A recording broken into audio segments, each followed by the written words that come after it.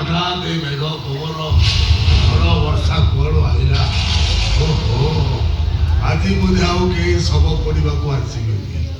ଚାହୁଁ ଚାହୁଁ 30 ଦିନ ହେଇଗଲା। ମାଲିକ କହିছে ଆଜି ରାତିରେ ଟଙ୍କା ଦେବ। ହଉ, ମାଲିକ ଆସିବା ପର୍ଯ୍ୟନ୍ତ ମୋତେ ଅପେକ୍ଷା କରିବାକୁ ପଡ଼ିବ। ଟଙ୍କା ପାଇଲେ ସିଧା ଘରକୁ ଯିବି। ଆଉ ଯାହା ହଉ ନ ହଉ ମୋ ମାମା ପାଇଁ 2ଟା ଜାମା ଦେଇଦେବି। ଜାମା ଦେଖିଲେ ନା ମାମା ବହୁତ ଖୁସି ହବ। ଖୁସି ଦୁଃଖ ଦରିଆରେ ଯାହାର ଜନ୍ମ, ଖୁସି ଆସିବ କୋଉଠୁ? ହେ ଜଗନ୍ନାଥ, ମତେ ମଶାଣି ଚଣ୍ଡିଆ କରିଦେଲୁନି ରେ, ଜଣେଇ ଦେଲୁ ଜୀବନ ଠାରୁ ମଶାଣି କେତେ ବାଟ। ଗରିବ ହେଇଥାଉ ବା ଧନୀ, ଗଣଦନ୍ତ ପଲଙ୍କରେ ଶୋଇଥାଉ ବା ଛିଣ୍ଡା ମସିଣାରେ ଶୋଇଥାଉ, ସମସ୍ତେ ଦିନେ ନା ଦିନେ ଏଇଠିକି ଆସିବେ, ମଶାଣି ଦୁଇରେ ଶୋଇବେ। ଏ ମଣିଷ, ସବୁ ଧାଇବାର ଶେଷ ଯଦି ମଶାଣି, ସବୁ ସୁଖର ଶେଷ ଯଦି ମୁଠାଏ ପାଉସ, ତାହେଲେ କାହିଁକି ଗର୍ବ, କାହିଁକି ଅହଙ୍କାର, କାହିଁକି ଅଧର୍ମ? ବାପରି ବାବା,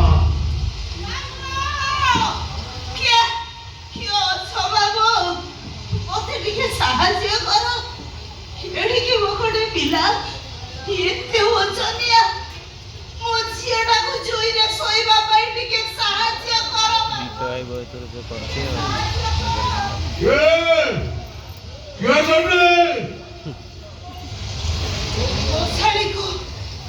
ମଶାଣିକୁ କିଏ ଆସିକି ବାବୁ? ହବ ଆସେ, ହବ ବାହକ ମାନେ ଆସନ୍ତି। ହବ ଆସିଛି, ଆଉ ତା ସହିତ ଗୋଟେ ଜିଅନ୍ତା ଶବ ବି ଆସିଛି। ଏତେ କଥା କଣ କହୁଛ?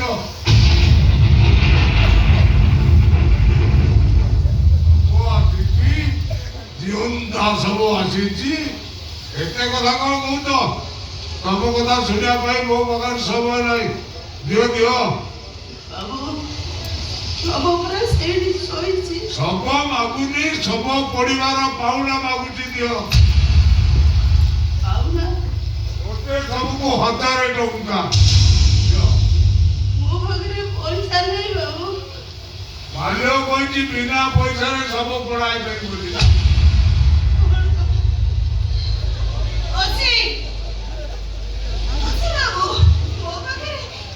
ମୋ ପାଖରେ କାଇଁଚ ମାଳିଟା ଅଛି। ସୁନା ରୂପା ସବୁ ନିଲାମ ହେଇଯିବା ପରେ ମୋ ସ୍ୱାମୀ ମତେ ଏଇ କାଇଁଚ ମାଳିଟା ଦେଇଥିଲେ। ନିଅନ୍ତୁ ବାବୁ, ଏଇ କାଇଁଚ ମାଳିଟା ନିଅନ୍ତୁ, ନିଅନ୍ତୁ ବାବୁ, ଏଇ କାଇଁଚ ମାଳିଟା ନିଅନ୍ତୁ।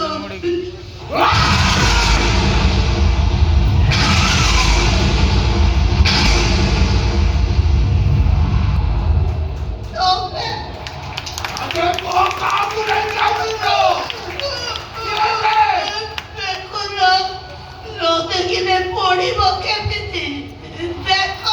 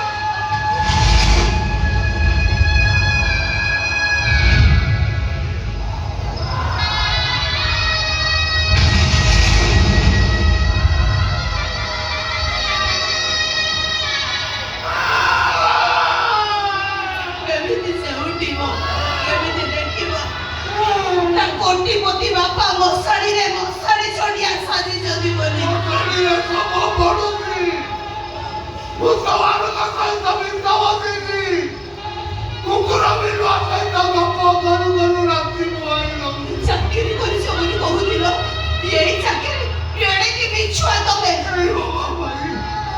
এই বাবা মোর বাপলা কথা শুনিবা ভাই কি নাম মিলিলা মতে কি নাম মিলিলা ମୋର ଗୋଟେ କଥା ରଖିବ ଏତେ ଲୋକକୁ ପଢୁଛ ମତେ ପଢି ଯାଇପାରିବ আমরা ଗୋଟେ କାମ କରିବା ଗୋଟେ ବଡ଼ ଟ୍ୟୁସନ ଛାଡ଼ିଦେବା ଏଠି ତମେ ମୁଁ ଆମ ଝିଅ ସେଇ ଝିଅରେ ଶୋଇ ପଡ଼ିବା ଚାଲ ଆତ୍ମହତ୍ୟା କରା ବାପ ଠାକୁରଙ୍କ ପାଖରେ କ୍ଷମା ମାଗିବା ହେ ଠାକୁରେ ଆମେ ତମ ନିୟମକୁ ଭାଙ୍ଗି ଆତ୍ମହତ୍ୟା କରୁଛୁ ତମେ ଆମକୁ କ୍ଷମା କରିଦିଅ ଠାକୁରେ